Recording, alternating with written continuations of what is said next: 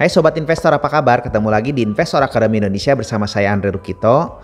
Di video kali ini saya akan membahas tentang psikologi investasi ya. Seakan-akan kan dari minggu-minggu kemarin kita seringkali untungnya gampang banget nih ya.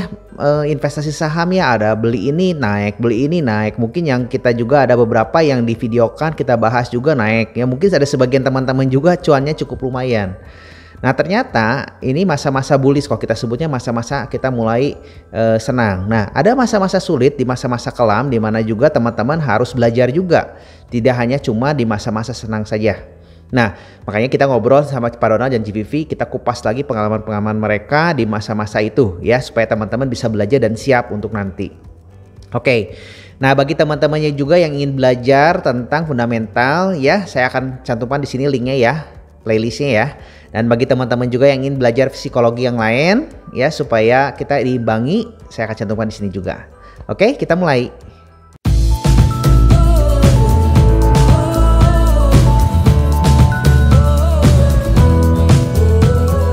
Selamat sore Pak Donald dan CVV, thank you banyak nih sudah datang lagi, mau ngobrol-ngobrol lagi di Investor Academy Indonesia. Banyak sharing-sharing, terutama bukan cuma hanya sekedar ilmu-ilmu yang berdasarkan teori ya, tapi juga berdasarkan real, nyata tentang pengalaman ya, tentang mungkin kisah-kisah perjalanan investasi saham. Nah ini mungkin yang saya pikir sangat berharga sekali. Thank you banyak nih Pak Donald dan CVV sudah mau sharing-sharing ke kita ya. Nah Pak, mau nanya saya Pak, perjalanan Bapak sendiri Pak, kan kalau sekarang ini kesannya tuh kayak gampang banget ya cuan tuh ya. Kemarin sempat power naik cuan gitu kan, analisa sedikit cuan ya, BRIS cuan ya, ASA cuan gitu kan. Kesannya tuh kan kayak gampang banget ya saham itu Pak. Kira-kira sebenarnya tuh bener gak sih segampang ini saham, atau enggak memang ada masa-masanya kita sendiri pun juga sulit, atau enggak seperti apa nih pandangannya Pak Donald? Iya betul ini kan apa namanya, bukan saya aja kali, banyak juga kali yang senang kali ya. Ini kan masa bullish, iya, masa Pak, bullish semua itu senang Pak. Investor Academy juga semua pada senang semua Pak, cuan semua nih. Bahkan sempat disebut katanya ikutin channel ini semua pasti pada kaya katanya. Amin ya, karena cuan ini lahir di masa bullish. Channel ini lahir di masa bullish. Momen tepat ya. Momen tepat, jadi mau dibeli apa aja kayaknya segitu 90% pasti naik gitu kan, apalagi waktu akhir Maret itu ya, setelah 26 Maret itu, wah itu satu hari naik 10%, itu kayaknya apa yang dibeli naik semua. Jadi sampai sekarang ini bullish gitu ya, jadi teman-teman mungkin nggak usah analisis kayak kemarin aja beli ya Pak Enough gitu kan, ada beberapa teman yang beli Enough, beli KF, cerita gitu dengan bangganya tidak melakukan analisis gitu ya, dan untung berapa puluh persen. Jadi ya emang masanya bullish gitu ya. Ini kan juga lagi rame diceritain di Amerika sama di Cina sana kan, investor retail itu bahkan beli perusahaan yang bangkrut gitu ya, kayak Carl Heinz gitu ya, itu dan mereka membawa harganya sampai ke harga yang tinggi gitu, padahal perusahaannya itu mendekati bangkrut gitu ya. Jadi ini ada banyak cerita lucu gitu. Tapi ya namanya investasi atau namanya trading, kalau emang cuan ya oke lah ya. Sekarang sih oke. Cuman emang kan ya saya beruntung sejak 2015, baru 5 tahun sih sebenarnya, mengalami beberapa periode investasi ya kan. Namanya periode investasi ini kan sama seperti siklus ekonomi, ada naik ada turunnya. Ya sekarang ini walaupun sebenarnya COVID lagi melanda gitu ya, ekonomi hancur-hancuran, puncaknya seharusnya di kuartal kedua ini gitu ya, sudah mulai ditunjukkan dengan berbagai laporan atau data GDP di seluruh dunia, termasuk Amerika baru turun 33% gitu ya. Tapi saham ini kok kayaknya pesta pora gitu ya dari akhir Maret, walaupun emang tentu ada justifikasinya, tapi emang cukup aneh lah ya, walaupun sudah dikatakan saham itu polanya tuh lebih cepat lah daripada ekonomi real gitu ya. Dia bisa bergerak sekitar 6 bulan ke depan dibandingkan ekonomi real. Jadi ya kita nikmatilah masa-masa cuan ini. Tapi kan juga ada masa-masa yang kalau mungkin sebenarnya masih ingat kita di bulan Maret, atau mungkin malah dari Januari sampai ke Maret itu kan masa biris gitu ya, masa turun. Dan selama saya 5 tahun di saham ini pernah mengalami beberapa kali gitu ya, walaupun yang paling parah yang kemarin, kalau mama teman-teman mungkin harusnya ini kejadian yang baru terjadi, harusnya masih ingat gitu ya, bahwa masa pesta pora kayak hari ini itu tidak akan terjadi terus. Jadi ada kemungkinan nanti suatu hari gitu ya, kita nggak tahu harinya itu bisa terjadi apakah Senin gitu ya, karena hari Rabu itu akan diumumkan GDP-nya Indonesia yang harusnya minus sekitar 4,3% gitu kan, sehingga akan terjadi biris selama beberapa hari mungkin atau beberapa periode. Nah, siap-siap gitu ya, bahwa dunia itu tidak seindah seperti berapa bulan ini mungkin ya, atau biris itu akan terjadi tahun depan atau kapan ya, kita tidak pernah tahu, tapi pasti akan terjadi biris. Nah, pada saat masa biris, kebalikannya tadi masa bullish ini gitu kan, apapun yang kita beli ya pasti salah. Jadi akan turun. Nanti channelnya Andre jadi channel curhat maki-maki kok yang direkomendasikan turun terus gitu. Ada itu masa-masa begitu ya Pak, kita masa-masa seperti itu. Coba aja bayangin kita beli BRI, mau kurang bagus apa fundamentalnya. Bayangkan kalau mama channelnya Andre ini muncul waktu BRI di harga 4.500, terus kita baca berita Pak Erick Thohir nyaranin kan, Pak Erick Thohir, ayo kamu berinvestasilah di saham BRI, karena nanti di bulan Maret atau bulan Februari dia ngomong gitu kan, karena nanti waktu bulan Juni atau pertengahan tahun dia akan digabungkan sama Pegadaian, sama PNM, sama apa lagi. Jadi ini perusahaan bank yang sangat bagus. Nah misalnya kayak gitu tuh, channelnya Andre dibuat di bulan Februari di harga BRI di 4.500 setiap hari AR, terus nanti subscribe semua Dre. Wah, sampai ke 2.300 itu apa namanya, hampir setengahnya itu. Setengahnya 20%. Nanti subscriber kamu juga ke diskon. Ke diskon, jangan Andre banyak dimaki-maki, mending kalau dimaki-maki, kalau enggak ban mobilnya itu bisa digembosin itu. Di Cirian ya Dre. Nah, akan ada masa-masa seperti itu gitu ya. Jadi masa-masa seperti ini tidak akan terjadi terus gitu ya. So better prepare psikologisnya, bahwa namanya saham itu sangat berfluktuatif. Tapi kan ada caranya untuk memitigasi, yaitu dengan cara mencari perusahaan yang bagus di harga yang murah, ya kan? Jangan beli BRI di harga 4.500 gitu kan. Di harga yang murah. Itu aja, sisanya ya kita biarkan waktu. Nah, waktu ini ya apes saja kalau memang kita belinya di awal tahun 2020 ya kan, itu emang apes, tapi kan tidak ada yang pernah tahu gitu ya. Walaupun kita udah tahu Covid itu ada di Cina, di Indonesia belum nyampe gitu ya. Jadi kalau kita seperti itu ya apes ya udah gitu ya. Tentu ada beberapa alternatif langkah yang bisa kita pilih, apakah kita jual dulu BRI-nya, kemudian kita beli di harga terendah, walaupun kita tidak tahu harga terendah itu berapa gitu ya. Atau kita diamin aja BRI, seperti Pak Juliardi Sunendar, diamin aja gitu ya, nanti segera akan balik. Pasti dia akan balik lagi ke 4.500 dan bahkan ke 5.000 dan 6.000, ya kan? Cuman mungkin tidak terjadi dalam waktu dekat. Jadi investor harus bisa menyesuaikan cara berpikirnya, bahwa di bursa saham tidak selalu seperti sekarang ya kan, apa yang dibeli pasti untung, siap-siap lah. Untung yang rugi masih ada loh Pak, kalau salah pilih barang tetap ada. Nah, cuman probabilitasnya lebih banyak yang untung karena angin kita lagi bagus ibaratnya kan. Kalau kita kan di bursa saham tuh kayak nelayan ibaratnya. Kalau anginnya lagi bagus, kita berlayar pakai perahu biasa, pakai alat kail pancing seadanya juga kita dapat ikan. Tapi kalau lagi masa bearish, udah sebagus apapun perahu kita, tetap aja nggak dapet. Kenapa ada ya perahu kita tenggelam. Nah ini masa-masa indah ini ya dimanfaatin ya Pak. Betul, gitu ya, masa-masa indah. Betul. Masa-masa indah. Makanya ini channel kamu lumayan ini pas lagi bagus. Lahir lagi bullish ya. Nah, lagi bullish, jadi channelnya juga bullish. Nanti kita kemarin CWP juga ya, jadi akhirnya channelnya bullish. Break high-in terus ya. Jadi bullish juga. Tapi nanti kalau bearish kita mesti siap support juga, apa yang mesti kita siapin, nah gitu. Iya, psikologisnya. Ya, mungkin dari money management atau apalah gitu ya. Betul. Jadi Karena kalau kan kita kan hidup bursa kan tiap hari ada terus dan peluang itu selalu ada. Cuman caranya beda, kita caranya mesti gimana, kalau kondisi bullish gimana, kalau bearish gimana gitu ya. Iya, itu kan perusahaan lain pada tutup, ya cuma bursa aja tuh yang jalan tiap hari. Sektor saham ya Pak, bukan sektor pariwisata, sektor bursanya buka, perusahaannya tutup ya, lagi tutup liburan. Iya, perusahaannya tutup, PSBB. Tapi sahamnya naik. Sahamnya naik. Kayak Imas. Imas atau Ramayana, ya kan Ramayana. Iya. Ini penjualannya kan nggak bisa dia tutup tokonya. Atau kayak Pakuwon tuh kan kemarin rally gitu ya. Mungkin mall-mallnya pada masih tutup waktu dia rally.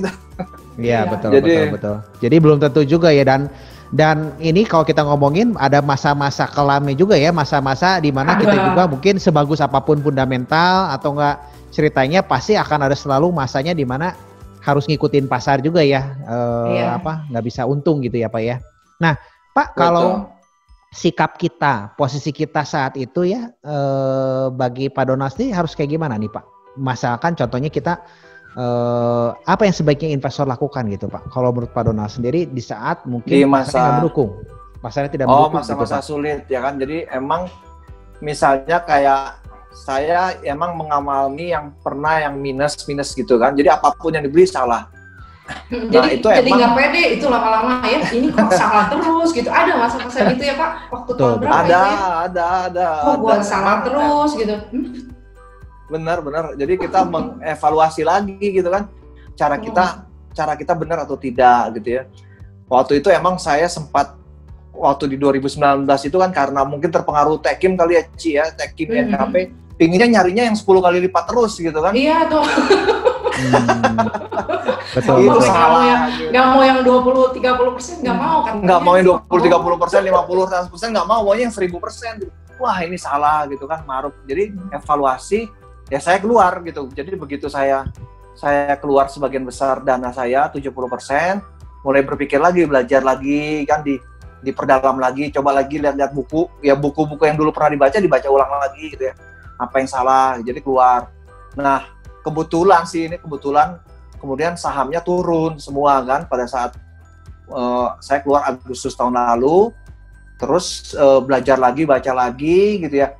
Sampai Maret turun terus gitu kan. Nah, di harga Maret itu harganya saya pikir udah murah banget. Itu keterlaluan lah harga-harga saham perusahaan-perusahaan bagus kayak BRI gitu ya. INKP, LSIP, bahkan Kimia Farma itu di 600, saya itu ingat. 600 itu murah banget, saya udah belanja di situ. Nah, di samping saya udah mulai memastikan lagi cara berinvestasi yang baik dan benar. Saya udah revisi teori-teori yang baru, teori-teori yang lama yang saya pernah pelajari gitu ya. Pastikan lagi cara saya benar atau salah, saya revisi gayanya. Akhirnya ya kita yakin cara yang benar seperti apa, masuk lagi, ya untungnya pasar bullish seperti itu ya. Jadi emang kadang-kala emang mungkin ada faktor waktu, ada faktor laki juga ya, apakah itu pengaruh yang di atas itu dikasih rezeki gitu atau gimana ya, itu emang masih tanda tanya. Tapi pada saat kita bearish itu ya mungkin emang secara psikologis pasti terganggu gitu ya. Yang saya pelajari, mungkin kita selama kita sudah investasi di satu perusahaan, kita sudah analisis, jangan pindah-pindah. Karena kalau pindah-pindah itu mungkin cost-nya itu akan lebih tinggi gitu ya. Pada saat kita beli saham nih di perusahaan yang turun, ya kan? Turun dia, kita ini kayaknya salah nih. Terus kita pindah yang perusahaan yang belum turun. Pas kita beli yang belum turun itu dia turun, yang ini naik gitu ya.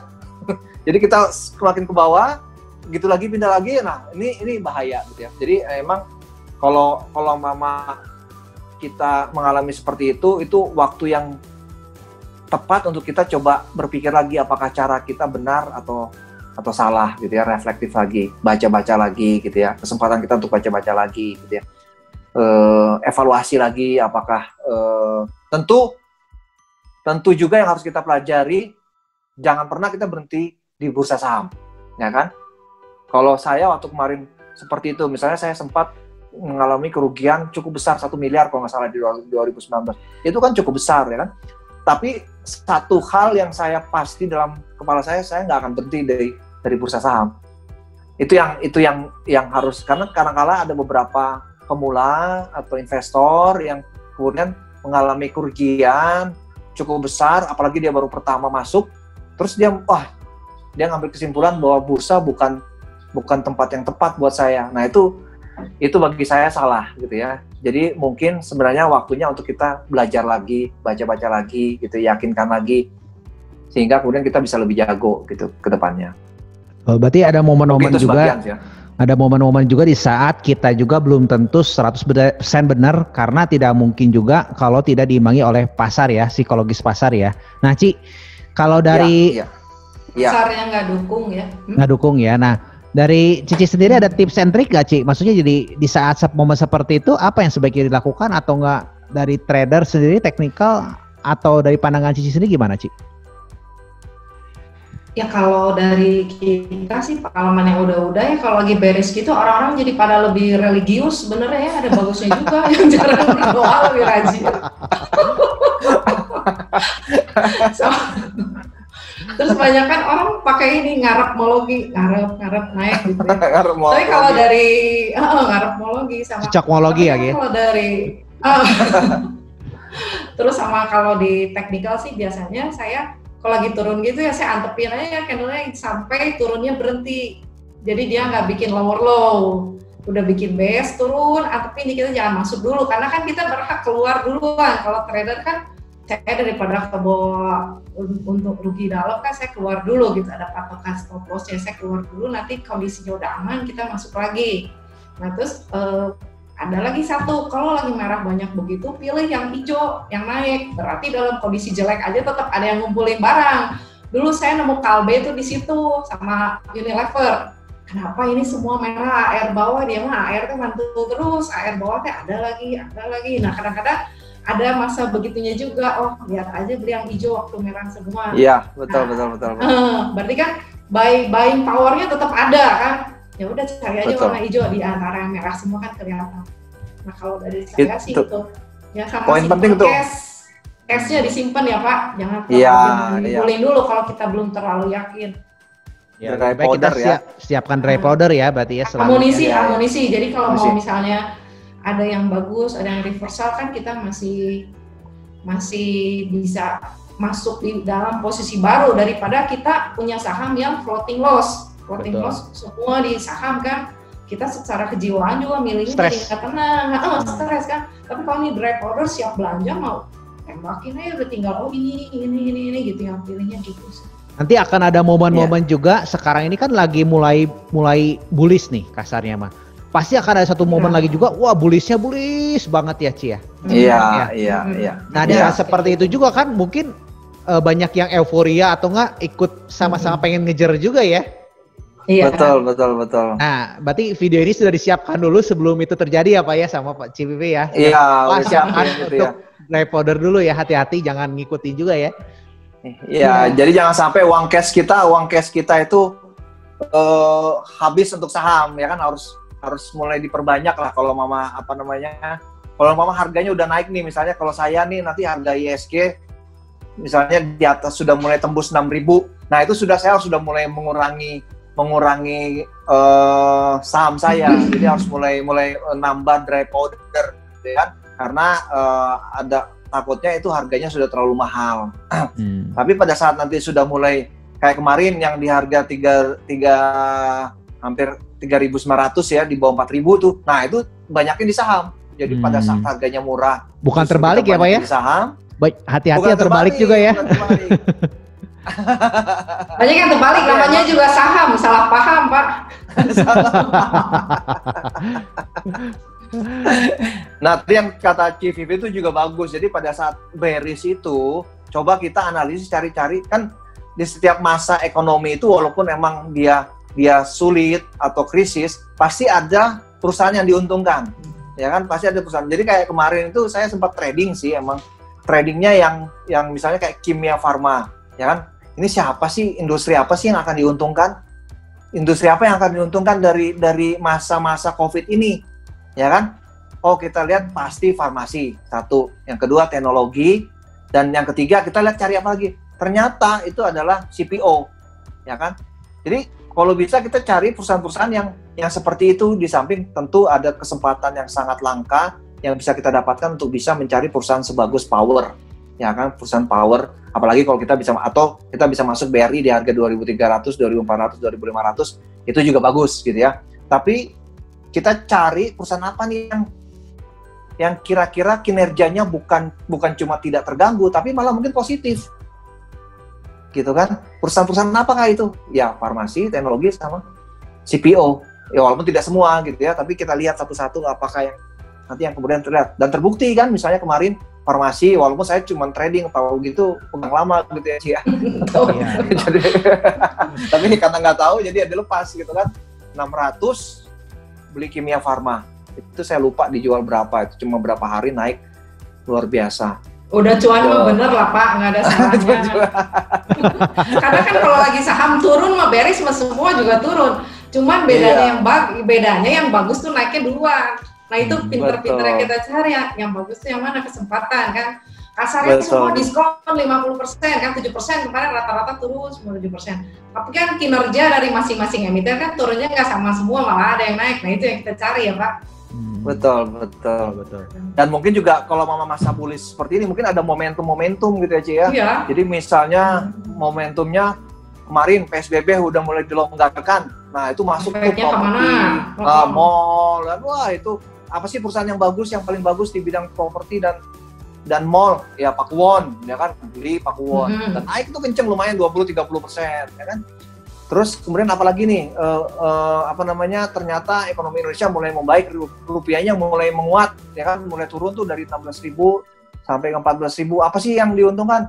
Bank, ya kita lihat misalnya bank, kemarin BRI turun sampai 2.300, kita beli, ya kan, lumayan naik 30%. Jadi mungkin momentum ini juga bisa mendorong perilaku yang tadi kayak saya investor, bisa jadi short term juga gitu karena melihat swing trader sih Pak. Swing trader, tapi perusahaan masih untung, masih yang bagus ya. Kayak kemarin pelemahan rupiah juga kan, komoditas yang ekspor dolar nah itu kayak gitu. Habis penguatan tuker lagi, kadang-kadang rotasi sektoral lagi, giliran yang naik, yang manggung tuh nggak bisa semuanya naik. Satu persatu ya. Betul. Nah yang kemarin emang missing kan kemarin emas sama kita nggak ketinggalan ini. Iya, saya emang nggak milih itu karena perusahaannya nggak ada yang bagus menurut saya Ci, gitu. Jadi nggak liquid Pak, lihat pertama MDKA lotin tapi nggak terlalu. Iya MDKA mungkin, dan dia juga udah terlalu mahal jadi saya nggak masuk gitu ya. Perusahaan-perusahaan BUMN saya masih ragu-ragu secara fundamental, walaupun ternyata ya momentum menggerakkan mereka juga gitu ya, termasuk kayak Kimia Farma sama Indo Farma gitu ya. Ya udah diskon mah ya, momentum dapat mah apapun perasaan yang jelek pun juga naik gitu ya. Oh iya. Ya angin lagi bagus mah mancing pakai kail biasa juga di pinggir laut dapat. Iya. Nah itu ya. Kayak kalau lagi angin mobil ya, mobil itu kan utangnya gede banget, penjualannya turun ya kan, mengkhawatirkan, ya naik juga gitu. Naik juga dari harga terendahnya ya, jadi emang mungkin ya momentum itu juga mungkin bisa kita consider sebagai salah satu bahan pembelajaran ya nanti berikutnya. Kita kan ini kan ini kan sekarang ini peluang yang luar biasa karena ada stimulus ribuan triliun yang dikeluarkan di dunia ini, lebih dari 12 triliun US dollar atau lebih dari 10 triliun US dollar. Jadi ada mungkin berapa itu? 10 berapa itu? Udah susah ngitungnya, nolnya banyak. udah anggaplah 1.500 triliun rupiah misalnya. Misalnya gitu ya. Itu kemana uang itu akan lari? Karena misalnya sekarang di Amerika dan di Eropa itu suku bunganya kan 0%. Artinya orang nggak mau masuk deposito sama obligasi. Nggak mau. Ya kan? Yang kedua, COVID ini mau bisnis itu rentan. Ya kan, berbisnis itu rentan, susah, sekali dihajar kita kelimpungan, ya kan. Jadi pilihannya itu sekarang itu adalah investasi di saham. Artinya akan ada momen di mana ya salah satunya. Momen itu yang sekarang kita manfaatkan. Dan Dan sekarang ini kita juga dengar bahwa investor domestik di Indonesia itu sudah lebih besar daripada orang yang asing. Jadi kita udah berjaya nih di domestik. Dan sebagian besar itu adalah milenial. Makanya kita juga punya misi untuk bisa membantu investor domestik, milenial, untuk bisa belajar dan berinvestasi di bursa saham dengan baik dan benar. Agar kita bisa sama-sama menikmati cuan lah di bursa saham, ya kan? Jadi siapa lagi jangan investor asing aja terus ya. Jangan investor asing aja. Ini harus orang lokal dan apalagi milenial harus bisa. Makanya channel ini bagus banget untuk bisa belajar buat teman-teman. Thank you banyak udah selalu support gitu ya Pak Donald CVV nih. Sama-sama Andre. Biar kita juga kebantu banget ini. Jadi semua di kita di Panin juga transaksinya jadi lebih rapi lah ya. Jadi pilihan barangnya udah benar ini kurang lebih. Ini penonton Andre semua kayaknya nih. Nasabah Panin banyak yang lebih ini ya, sekarang yang lebih cuan ya, Ci. Lebih rapi Pak, lebih rapi secara ini nggak bawa mobil daripada kita mesti update satu-satu kan, kita ada keterbatasan ya. Tapi kalau ada channel ini kan lebih bisa dibagiin ke lebih banyak orang. Mudah-mudahan kedepannya juga kita bisa sharing-sharing soal basic ya Pak Ci ya, satu step supaya untuk sama-sama belajar ya Ci ya. Iya, jadi itu kita kayaknya tahu, banyak yang. Jadi kita tahu semua rasa di pasar, nggak cuma indah-indahnya aja, ya Pak. Iya, betul. Kita kan udah pernah lewat kan. Karena kita lagi senyum-senyum aja ini lagi indah-indah, tapi kan kita lagi suram. Kemarin-kemarin suram-suram dulu ya Ci ya. Senyumnya senyum kaku. Kamu juga malas sekali kan? Iya betul. Ada masa-masa stres juga ya. Ada. Di stres juga kita tetap enjoy sebenarnya. Iya. Kalau stres itu harus jauh-jauh dari layar gitu ya. Harus jangan baca berita jelek lah. Kalau Oke. Thank you banyak nih Pak Donald dan CVV ya untuk ininya, insight-insightnya. Mudah-mudahan nanti ke depannya kita bisa bikin video-video lagi tentang psikologis ya. Mungkin pembelajaran nggak saat indah aja, tapi saat jeleknya juga kita bahas pengalaman-pengalamannya. Oke, menurut teman-teman kira-kira video ini tentang psikologi penting atau enggak? Ya komen di bawah ya, bantu ya. Kalau memang berguna, saya akan coba rutinkan untuk buat. Oke? See you the next video. Thank you.